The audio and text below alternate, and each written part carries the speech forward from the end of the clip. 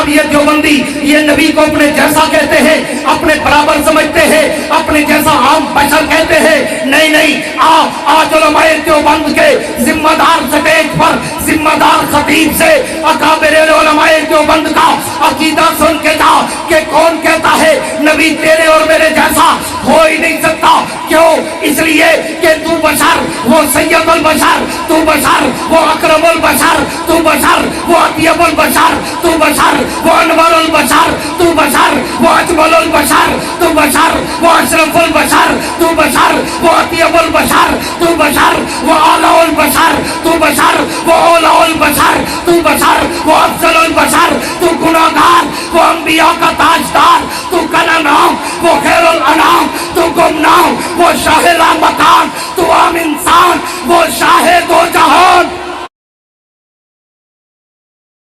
کہ جناب یہ دیوبندی یہ نبی کو اپنے جیسا کہتے ہیں، اپنے برابر سمجھتے ہیں، اپنے جیسا عام بشر کہتے ہیں۔ نہیں، آج علماء دیوبند کے ذمہ دار سٹیج پر ذمہ دار خطیب سے اکابر علماء دیوبند کا عقیدہ سن کے جا کہ کون کہتا ہے نبی تیرے اور میرے جیسا ہو ہی نہیں سکتا۔ کیوں؟ اس لیے کہ تو بشر وہ سید البشر، تو بشر وہ اکرم البشر، تو بشر وہ اطیب البشر، تو بشر وہ انور البشر، تو بشر وہ اجمل البشر، تو بشر وہ اشرف البشر، تو بشر وہ اطیب البشر، تو بشر وہ اعلی البشر، تو بشر وہ اولی البشر، تو بشر وہ افضل البشر۔